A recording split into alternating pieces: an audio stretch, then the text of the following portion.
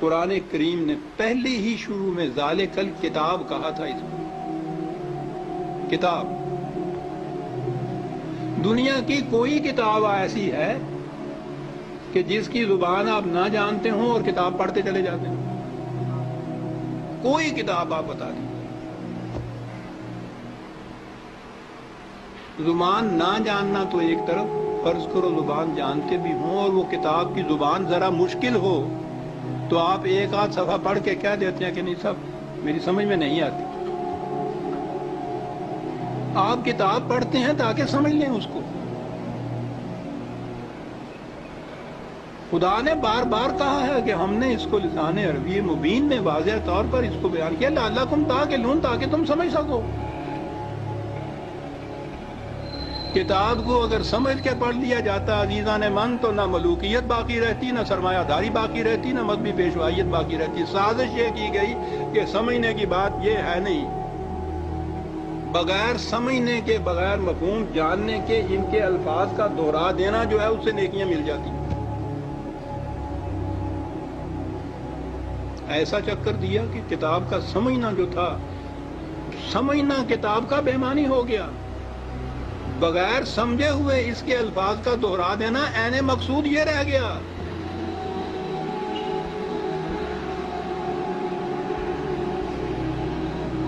اعلیٰ سے اعلیٰ درجے کی کسی طبیب، حکیم کی، فلاسفر کی نسخوں کی کتاب، ہر مرض کا نسخہ جہاں لکھا ہو اس کے اندر، آپ اس کو سمجھے نہیں اس زبان کو اور وہ نسخے زبانی یاد کر لیں اور صبح اٹھ کے ان کو نسخوں کو رٹتے رہیں، شام تک بولتے رہیں.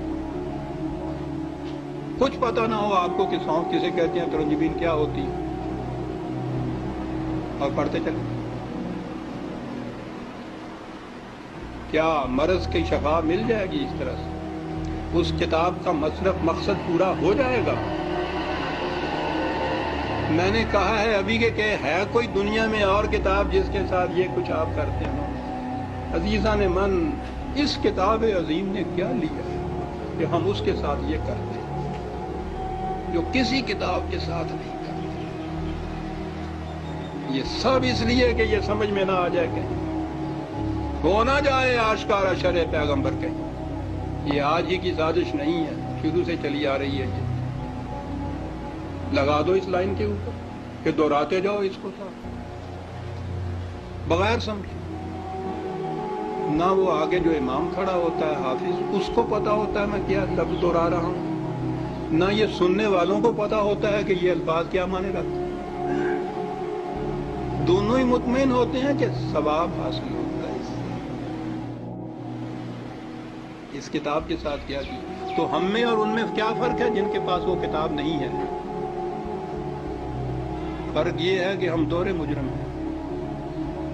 ہے بھی کتاب، اور کتاب کو اتنا، اس کو پڑھنا تو کہیں گے نہیں، پڑھنا تو پھر بھی وہ ناظرہ پڑھا جاتا ہے جو دہراتے ہیں. ناظرہ پڑھنا بھی تو یہی ہوتا ہے، الفاظ ہی ہوتے ہیں جن کو دہراتے ہیں ہم. یہ کتاب ہدایت تھی، یہ وہ نقشے اس میں دیے ہوئے تھے کہ فلان دوراہے پہ پہنچو تو دائیں کی طرف مڑ جاؤ تو اس طرف جاؤ گے، بائیں کی طرف کا راستہ اس طرف چلا جائے گا. نہیں سمجھتے اس کو. ہر مرض کی شفا تھی اس میں، دہرائے چلے جا رہے. یہ ایک پورا ریلا حفاظ جسے کہتے ہیں، صرف حفظ کیا ہوا کچھ معنی نہیں جانتے. اسی میں وہ پھر قاری آ جاتے ہیں، حفظ بھی کیا ہے، پڑھتے بھی ہیں، پھر قرأت کے ساتھ گا گا کے پڑھا جاتا ہے.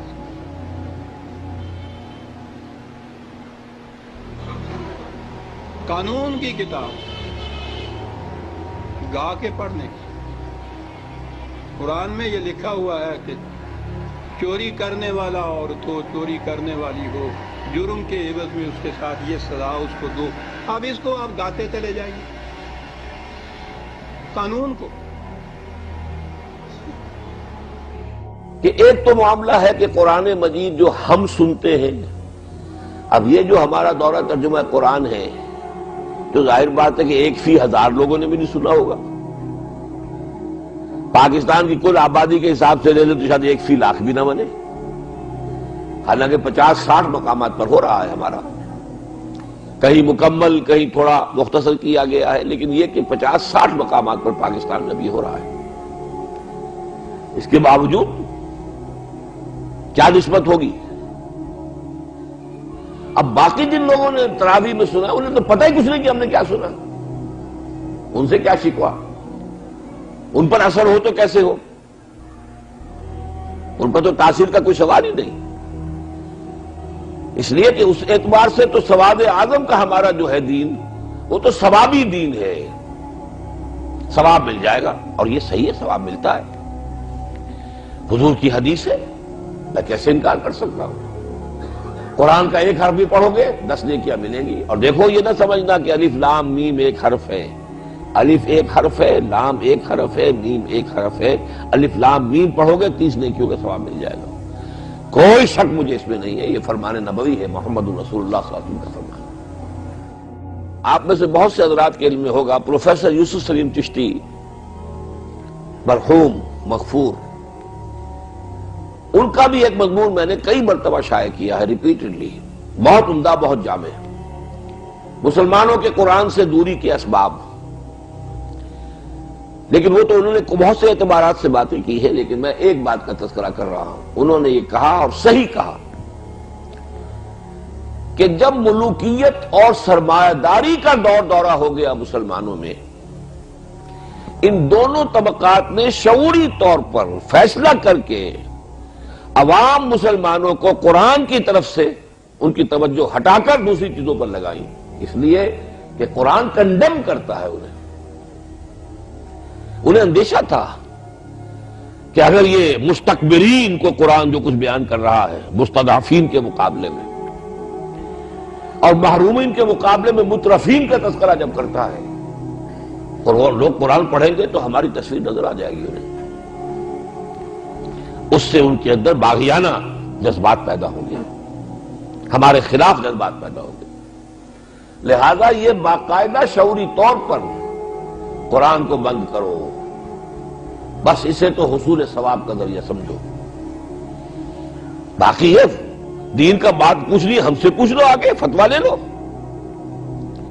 یہ جو دوسری بات میں نے ابھی کہی ہے پروفیسر چشتی صاحب کے حوالے سے، یہ تلخ ترین صورت میں میرے سامنے آئی ہے حضرت ابو ہریرہ کی اس حدیث کی شکل میں رضی اللہ تعالی عنہ، اور حدیث بھی بخاری شریف کی ہے۔ حضرت ابو ہریرہ فرماتے ہیں حفظت من رسول اللہ صلی اللہ علیہ وسلم وعاءین، میں نے اللہ کے رسول صلی اللہ علیہ وسلم سے علم کے 2 برتن جمع کیے، تو 2 برتنوں میں علم جمع کیا۔ اما احدہ فبسطہ فیکم، ایک برتن کا علم جو ہے وہ تو میں نے تمہارے درمیان خوب پھیلا دیا، عام کر دیا، اس کو سکھایا، پڑھایا، پھیلا دیا۔ اما الآخر، لیکن دوسرا برتن لو بسطہ، اس میں جو علم میں نے رکھا ہوا اگر میں اسے عام کر دوں لقطع ھذا البلعوم، تو میری یہ گردن کاٹ دی جائے گی۔ کیوں؟ ملوکیت کا دور آغاز، یہ دور کا آغاز ہو گیا تھا۔ حضرت امیر معاویہ جنہیں کسری العرب کہا گیا، عرب کا کسرا بادشاہ، اسی لیے خلفائے راشدین میں ان کو شمار کوئی نہیں کرتا، صحابی ہیں اس لیے ہم ادب کریں گے، لیکن دی فیکٹ ریمینز کہ اب وہ نظام حکومت وہ نہیں تھا جو ابوبکر اور عمر اور عثمان اور علی کا تھا، یہ مختلف نظام حکومت ہے، اس میں تو کوئی شک نہیں۔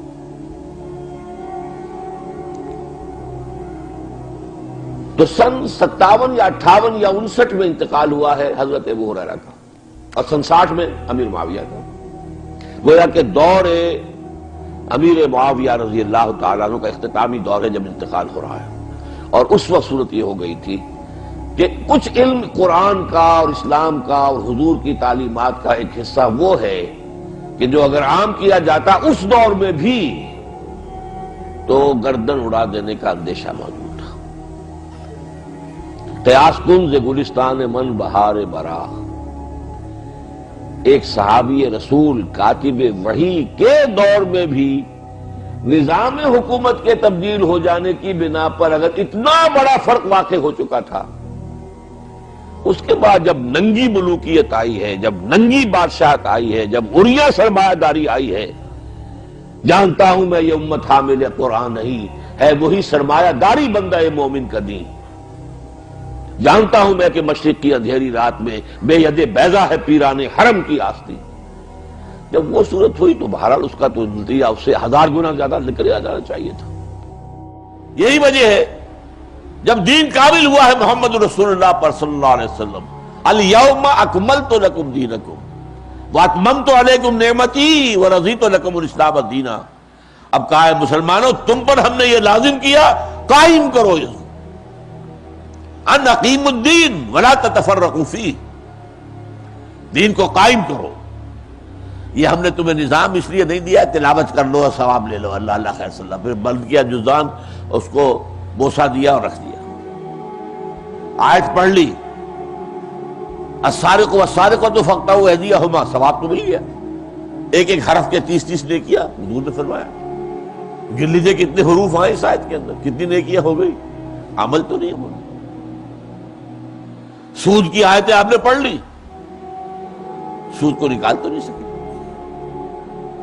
پورا معاملہ کیا ہے؟ قائم کرو اس نظام کو.